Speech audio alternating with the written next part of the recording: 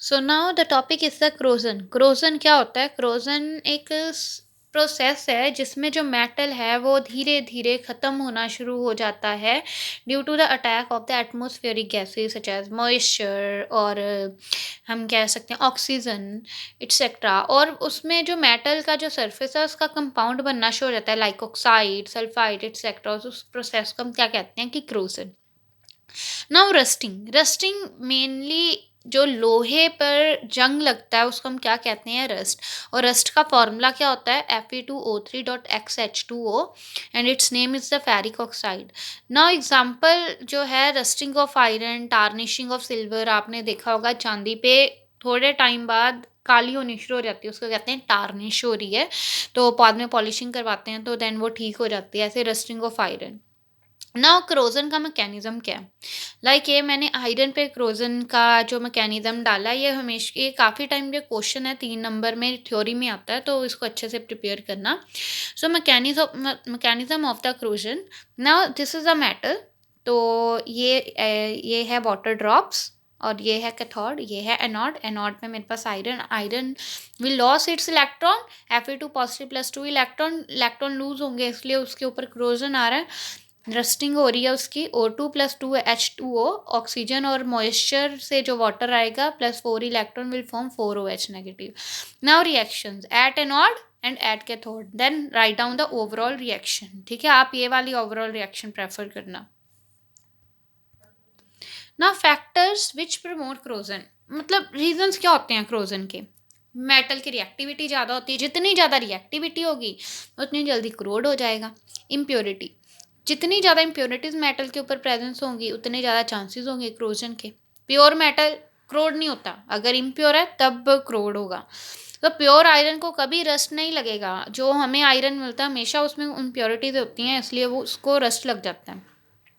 Presence of air and moisture, जो air और moisture होता है उससे क्रोजन बढ़ता है। Presence of the gases like sulphur dioxide, carbon dioxide in air also जो क्रोजन का जो प्रोसेस है उसको फास्ट करती हैं। मेटल में अगर स्ट्रेन्स हैं, बेंट हैं या कट्स हैं, वहाँ पे क्रोजन जल्दी लगेगा। इलेक्ट्रोलाइट अगर तो जो प्योर वाटर है उसके टाइम में क्रोजन नहीं लगता, लेकिन जब आयरन लगेगा लेकिन काफ़ी टाइम बाद लगेगा। लेकिन अगर वही इम्प्योर वाटर हो लाइक सेलाइन वाटर हो, थोड़ा उसमें जो मिनरल्स हैं ज़्यादा हों, सॉल्ट्स ज़्यादा हों, तो आयरन जो है जल्दी रस्ट करेगा। ना प्रिवेंशन ऑफ क्रोजन, फर्स्ट है बैरियर प्रोटेक्शन। बैरियर प्रोटेक्शन क्या होता है? मेटल सरफेस को मॉइस्चर के, ऑक्सीजन के या फिर कार्बन डाइऑक्साइड के कांटेक्ट में नहीं आने दिया जाता डायरेक्टली। तो कैसे उसको बैरियर प्रोटेक्शन कैसे लगा सकते हैं? By painting. पेंटिंग कर दोगे तो आयरन को जल्दी रस्ट नहीं लगेगा। By applying film of oil और ग्रीस या ऑयल लगा दो आयरन टूल्स पे या मशीनरीज पे, तो जल्दी रस्ट नहीं लगता। Iron surface is coated with the non corroded metal, जो जिनको क्रोजन लगे ही ना उन मेटल्स के साथ उसकी जो है कवरिंग कर दो ना। ये सैक्रिफिशियल प्रोटेक्शन।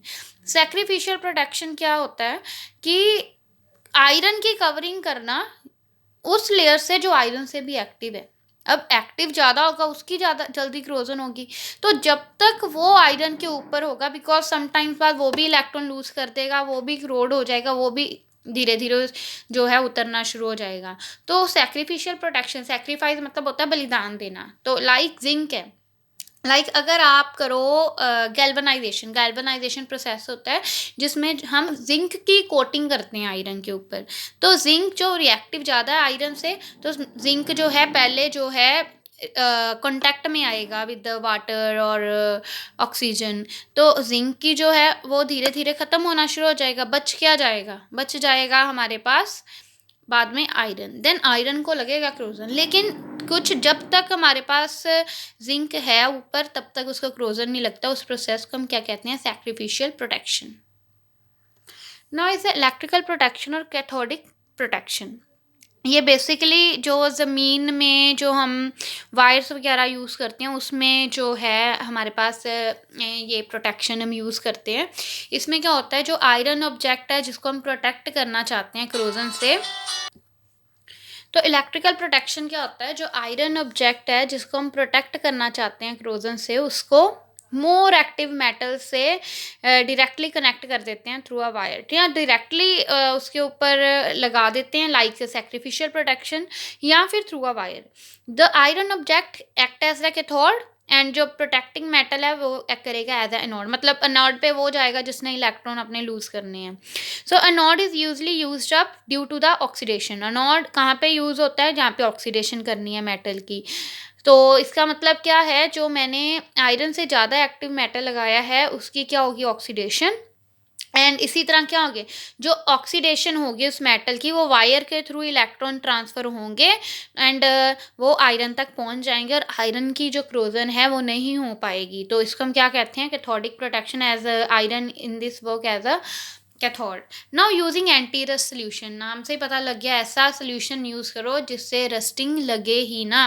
तो द अल्कलाइन फॉस्फेट और जो अल्कलाइन क्रोमेट सॉल्यूशंस होते हैं, these are the anti rust solution. The alkalinity prevent availability of the H positive ion. In addition, जो phosphate tend to deposit an insoluble film of the iron phosphate on iron. The solution are used in, ये solution किस में use होते हैं? Car radiators में, क्योंकि car radiator खराब हो गया तो आपकी कार प्रॉपरली चल नहीं पाएगी। एंड जो आयरन पार्ट्स होते हैं इंजन के, उसमें जो हम यूज़ करते हैं वो एंटी रस्ट सोल्यूशन यूज़ करते हैं।